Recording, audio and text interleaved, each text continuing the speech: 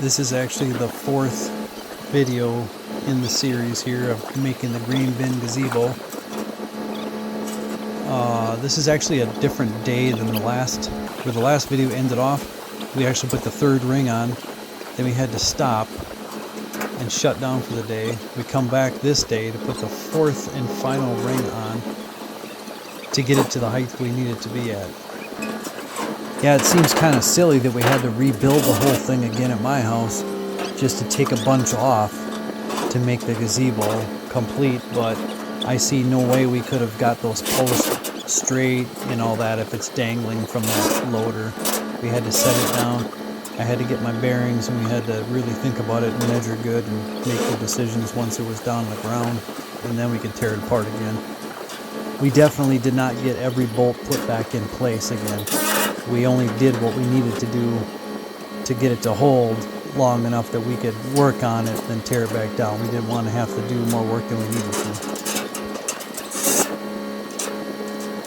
The wind blowing like it was no fun to deal with, for sure. But it did seem to hold pretty steady, pretty level. That was a concern. We thought maybe it would lean to the one side that had the more sheets on, but it was actually pretty decent. But getting those holes lined up was definitely no treat. We had to use a couple punches and direct them and get them lined up just right. They did not want to go. You can see here we had to work on this sheet.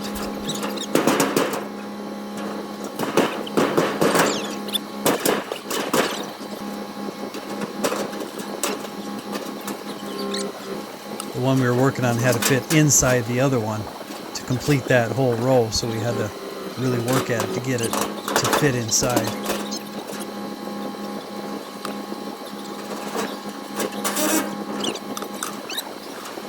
Now we put the last piece on here, and then we had to rotate it to get it where we wanted it to be. So that cement piece where he's standing right there, that had to be centered. The two posts had to be centered, one on either side, so we had to make sure we had it rotated just the right way and then drop it down, have it fairly centered on the slab.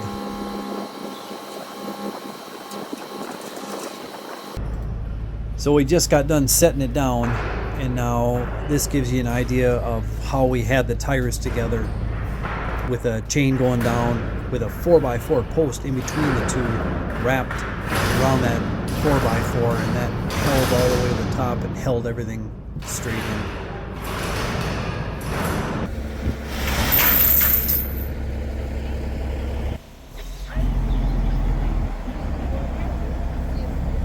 I am extremely satisfied with the way this thing turned out so far up to this point. So we're able to put the roof down with the top two rings intact, and one little corner got damaged, and I'll show you that in a little bit here. And then we're able to put one ring on, and then the next day put the second ring on, or the last of the four, I guess, make the bottom. And right now we just have it tethered, a couple lawnmowers with some straps, a couple fence posts just holding it down. It's not anchored down whatsoever, just those straps are holding it on. When we set it down too, we were able to rotate it, I guess this direction, enough to where the post should line up, one on either side of the approach here is what we wanted, what we were going for. So that is really close, and it's actually not too bad as far as the gap all the way around it too. About 6 inches, that's what we were gunning for, that's what we allowed for. And that turned out good. Now I can start measuring for my posts here and see where the supports are going to go. And once we got it in place, we realized it was kind of oblong, so we put a couple eye bolts on the second layer here, and we tightened up this strap, pulled it together, so now it's probably within an inch and a half of being square. So what I'm going to do is I'll put a post on each one of these seams on the top layer. So there's 6 of them, and there's 6 seams, so each one gets one. And this section here is where it got damaged. You can see it's pretty crinkled, got that from the trailer, just the way it was sitting on there. but no big deal. We're gonna keep this section here, I believe we're gonna keep. So this doesn't matter whatsoever. This will come down eventually. Yeah, I think we're gonna put the beam here, and then this whole wall will stay. The rest of it will get dismantled, except for that top ring. So now I can measure out and measure straight down here, somehow get a real good idea where that beam needs to be, make a mark, and put some concrete anchors in on each one of these. All right, now what I did is I took these 4x6 beams that I'm gonna use as supports for the grain bin gazebo, and I trimmed the edges because they weren't quite square, so I trimmed them off. I used a couple that have some kind of unique features, I guess, with the grain showing through. This is, I believe it's white oak, and there were some that was a little more crazy, didn't quite want to use those. Then I sanded them, lightly sanded them with just some 80 grit paper, and I mainly wanted to take this edge off just so you didn't get any slivers or anything. Just kind of wanted to round that off. There might be some more sanding to get some of these black marks off once we get it up, but we'll worry about that when the time comes. Now I got them in the back of my truck here, and we're gonna go down to the bin and start measuring for where these things need to go. And now I've got them all inside the bin here. So what I've got is I had this bracket custom built, and I just took a piece of sheet metal and bent it up into a U shape, and the post will fit right in here. So I'm going to go ahead and drill my hole in the center here, and then I'm going to put a lock nut or a cement anchor down the hole here, tighten it up on this piece so this doesn't move anywhere, and then there's a cover piece that comes with it, and that cover just goes right over the top of that bolt head, covers that up. Then the post goes on.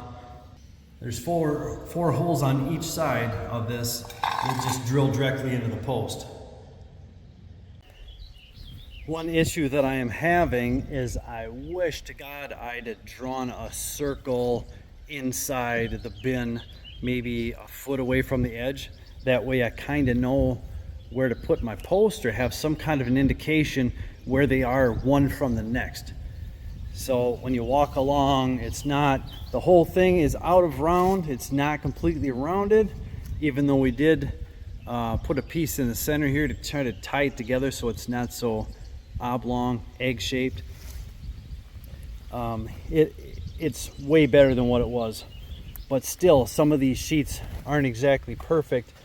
And last night I took the lawnmower here and I pulled it, gave it a little tug this way, because I was about 7 inches away from the edge here, and now I'm at 5.5, so I was able to pull it like 5.5 or an inch and a half closer to the edge. And especially on these couple here where the sidewalk comes in, I really want them to be at a good close to one another as far as the edge is concerned. And like this piece back here, this sheet's almost straight at one point, which is really kind of goofy, and I have a huge gap here, and then it gets narrow again, which really sucks because there's going to be a post right here, so I have to figure out how to do that and try to get them all to be about the same. See, this one's 4.5. I'm going to try to get them all relatively close to one another for the way the gap is, the spacing from the edge of the concrete to the post. And that's going to be a real trick.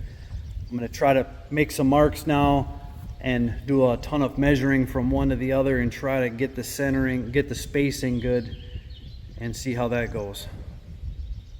I think I've come to the realization that I'm just going to, if I put one in there's no way, there's no reason I would ever change it. I don't know why I would have to measure to this one, then measure to that one, and make sure that all these angles and things are correct. I'm gonna put it in, I'm gonna line it up with the bolts that are here. It's gonna go straight up and down. I'm gonna use my levels over and over again. Try to make sure I got good spacing on the outside. Make sure that it's not teetering back or shifting one way or the other. I'm just gonna put them in one at a time. Take a couple bolts off the top here and drive some different ones in that go straight into the board. Lag bolts to go straight in, and then I'm going to use that to hold it. All right, so I got my bracket lined up. I had my post here. I made marks along the edges, put my bracket where it should be. I marked an X where the anchor is going to be. Take that off. I'm using a DeWalt carbide bit to drill through this concrete with a hammer drill. Hearing protection is a must.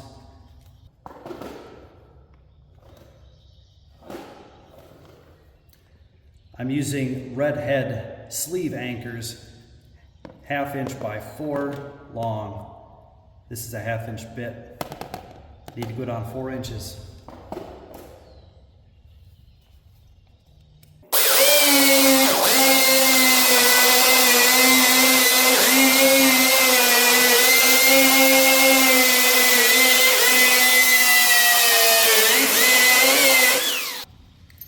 Been a while since I've used these. You want to take these and put the nut so it's right on top of the head here, just like that. Stick it in the hole. Okay, once I got the hole drilled here, it's about 4 1/4 is about where I'm at. This sleeve right here is 4 inches. You want to go just beyond that. And you want to take a hammer and pound away at it. Stick it in the hole, put the nut so it's right towards the top there. Gives it some strength for pounding. Pound her down in there.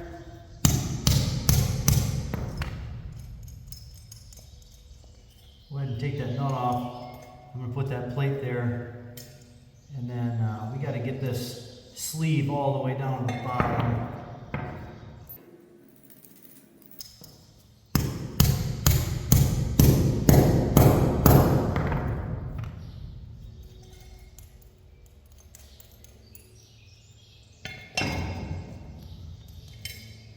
Washer goes on. We'll go ahead and put the nut on.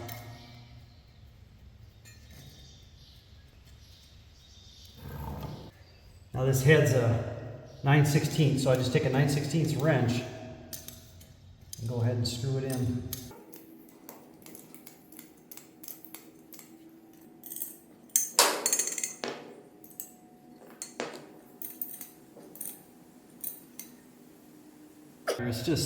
They just kind of wobble on there. Not quite sure why. Cannot quite figure it out. Anyway, it'll be fine.